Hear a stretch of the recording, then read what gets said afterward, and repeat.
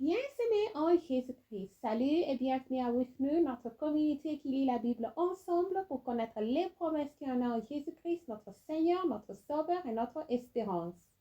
J'améliore mon français en lisant la Bible et je suis très excitée qu'aujourd'hui, nous commençons avec un nouveau livre de la Bible et ça c'est Actes des Apôtres, chapitre 1.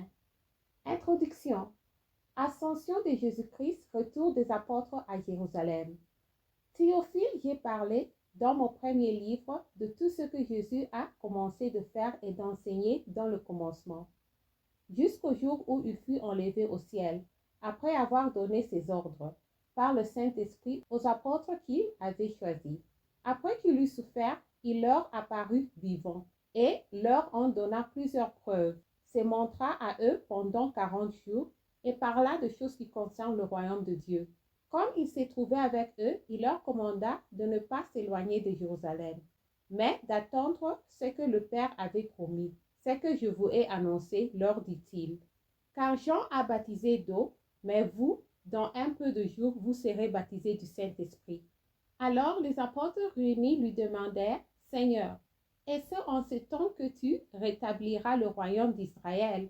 Il leur répondit, ce n'est pas à vous de connaître le temps ou les moments que le Père a fixés de sa propre autorité.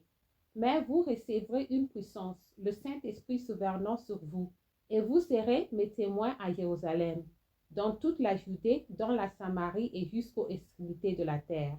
Après avoir dit cela, il fut élevé pendant qu'ils le regardaient, et une nuée le déroba à leurs yeux.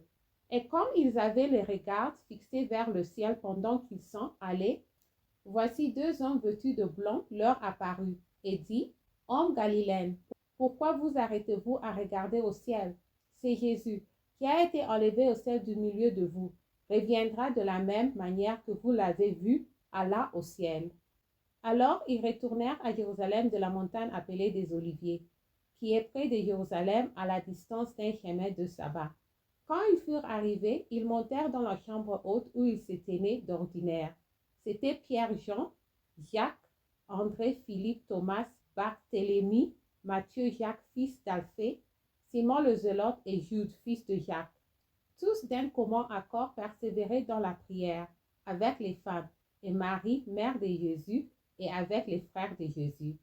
Matthias élu apôtre en remplacement de Judas. En ce jour-là, Pierre s'éleva au milieu de frères, le nombre de personnes réunies étant d'environ 120, et il dit, Hommes frères, il fallait que s'accomplisse ce que le Saint-Esprit dans l'Écriture a annoncé d'avance, par la bouche de David, au sujet de Judas, qui a été le guide de ceux qui ont saisi Jésus. Il était compté parmi nous et il avait part au même ministère. Cet homme a acquis un champ avec le salaire du crime, est tombé, s'est rompu par le milieu du corps et toutes ses entrailles se sont répandues. La chose a été si connue de tous les habitants de Jérusalem que ce champ a été appelé dans leur langue Akeldama, c'est-à-dire champ du sang. Or, il est écrit dans le livre de Psaumes que sa demeure devient désert et que personne ne l'habite, et qu'un autre prenne sa charge. Il faut donc que parmi ceux qui nous ont accompagnés tout le temps que le Seigneur Jésus a vécu avec nous, depuis le baptême de Jean jusqu'au jour où il a été enlevé du milieu de nous, il y en ait un qui nous soit associé comme témoin de sa résurrection. Ils en présentèrent deux, Joseph appelé Barsabas, surnommé Judas, et Matthias. Puis ils firent cette prière, Seigneur, toi qui connais le cœur de tous, désigne lequel de ces deux tu as choisi, afin qu'il ait part à ce ministère et à ces apostolats que Judas a abandonné pour aller en son lieu. Ils tirèrent au sort et le sort tomba sur Matthias, qui fut associé aux 11 apôtres. Merci d'avoir lu ensemble. J'améliore mon français en lisant la Bible. Restez en Jésus-Christ et Shalom.